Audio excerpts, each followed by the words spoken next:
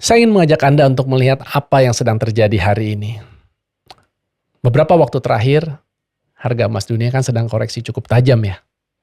Ini data yang terbaru, harga emas spot itu turunnya lebih dari 11% dalam 1 bulan terakhir. Bahkan ini harganya udah kembali ke harga di bawah level psikologis 4.000 US dollar per troy ounce. Banyak analis yang menilai bahwa pelemahan ini dipicu karena ekspektasi suku bunga Amerika Serikat yang masih tinggi. Dolar Amerika Serikat akan terus menguat dan investor sedang menempatkan dananya di pasar saham yang berbasis sektor teknologi AI. Nah, di waktu yang samaan, kita lihat pasar saham kita juga sedang di zona merah.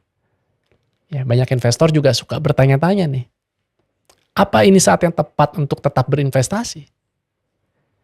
Nah, biasanya kalau lagi panik seperti ini, banyak juga yang sering konsult ke saya. Mas Adrian, harga saham-saham lagi turun, harga emas turun. Ini waktu yang terbaik untuk belikah? Atau tunggu aja? Gini. Kalau aja kita punya toko favorit ya, terus kasih kita diskon 50%. Kita seneng nggak? Seneng, karena barang yang biasa kita beli jadi lebih murah. Tapi anehnya, ketika yang sedang diskon ini adalah saham, emas, reaksi kita kok malah beda. Kita nggak senang, takut, dan kita mulai berpikir, aduh ini jangan-jangan baru awal ya. Ini jangan-jangan akan masih turun lagi ya. Lebih baik tunggu dulu ya. Padahal yang berubah seringkali itu kan adalah harganya, bukan nilainya. Dan mungkin ya, disitulah banyak keputusan investasi akhirnya yang keliru bermula.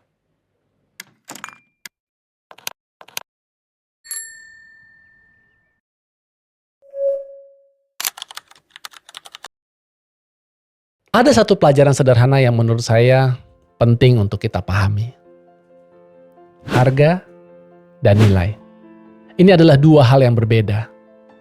Harga, angka yang kita lihat hari ini. Nilai, kualitas yang sebenarnya kita miliki.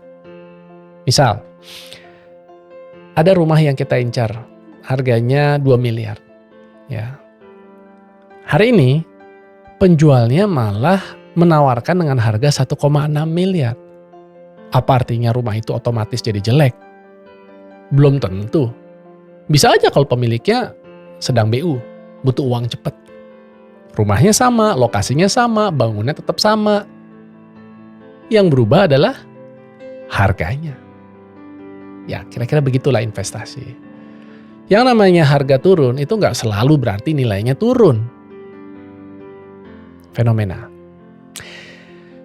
Dalam dunia psikologi, ada sebuah konsep yang disebut loss aversion.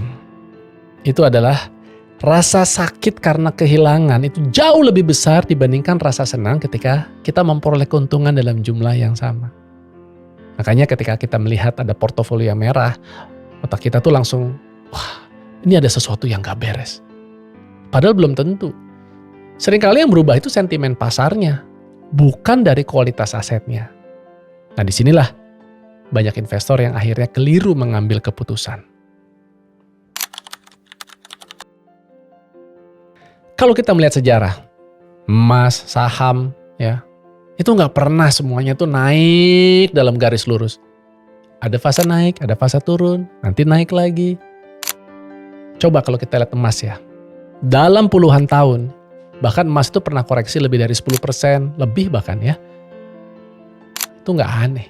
Saham apalagi. Setiap ada krisis besar, katakanlah Global Financial Crisis 2008, pandemi tahun 2020, ya. Pasar saham itu rata-rata pasti turun. Tapi sejarah juga menunjukkan kan bahwa pasar yang sehat itu punya kemampuan untuk kembali pulih. Ya bukan berarti semua sahamnya pasti naik, karena ada juga sahamnya yang ya akhirnya nggak naik-naik lagi ya. Nah makanya di sini kita dituntut untuk menjadi investor yang cerdas untuk memilih aset yang berkualitas. Ya, cari perusahaan yang keuangannya sehat, yang masih bertahan dalam berbagai kondisi ekonomi. Ya, memang kalau bicara pasar itu kadang-kadang ya terlalu optimistis, ya kadang juga pesimistis. Ya kita yang dituntut untuk bisa membedakan mana yang perubahan harga, mana yang perubahan nilai. Investasi kan hendaknya nggak menggunakan uang yang kita akan pakai besok. Ada satu pertanyaan menurut saya ini lebih penting. Bukan, ini saatnya beli atau tidak. Tapi, uang yang kita gunakan ini, uang apa? Bener nggak? Ini adalah uang dingin. Atau jangan-jangan uang yang mau kita pakai bulan depan. Yang sering membuat kita panik, itu bukan karena harganya sebenarnya. Tapi, karena uang yang sebenarnya mau kita gunakan dalam waktu dekat. Jadi, kalau misalnya buat anak sekolah di bulan depan, ya jangan kita masukkan uang itu untuk beli saham. Sehingga kalau misalnya harganya turun, kita nggak jadi panik terus kemudian ikut-ikutan menjual. Bukan karena investasinya buruk ya. Tapi mungkin karena kitanya yang salah dalam mengalokasikan. Investasi itu butuh kesabaran teman-teman. Dan kesabaran itu ya bisa dimiliki kalau memang uang yang kita pakai bukan uang yang akan kita gunakan dalam waktu dekat. Investor yang tenang itu biasanya bukan karena mereka lebih pintar, tapi karena dia menggunakan uang yang memang siap bekerja untuk mereka. Saya tiba-tiba jadi teringat ada kalimat dari Warren Buffett. Be fearful when others are greedy, and greedy when others are fearful. Ya. Kalimat ini mengingatkan,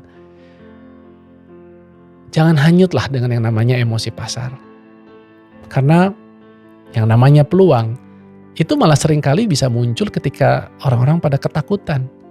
Sebaliknya, resiko terbesar itu malah muncul ketika semua orang merasa nggak akan pernah rugi.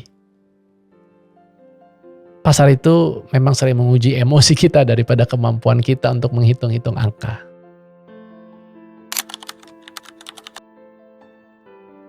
Kalau suatu hari Anda melihat harga emas turun atau harga saham turun, saran dari saya, jangan buru-buru bertanya, harus beli atau enggak ya? Tapi coba untuk menjawab 4 pertanyaan ini dulu. Yang pertama, apa saya benar-benar paham dengan aset yang akan saya beli? Yang kedua, yang turun ini harganya atau jangan-jangan memang kualitas asetnya yang sudah berubah? Yang ketiga, apa uang yang saya gunakan itu adalah uang yang benar-benar dingin? Artinya, kalau besok harganya ternyata turun lagi, ya saya nggak perlu jual. Karena ya kebutuhan saya kan aman, karena saya sudah punya alokasi di pos yang lain. Yang keempat, kalau seandainya investasi ini turun 10% atau bahkan 20%, apa saya masih bisa tidur nyenyak?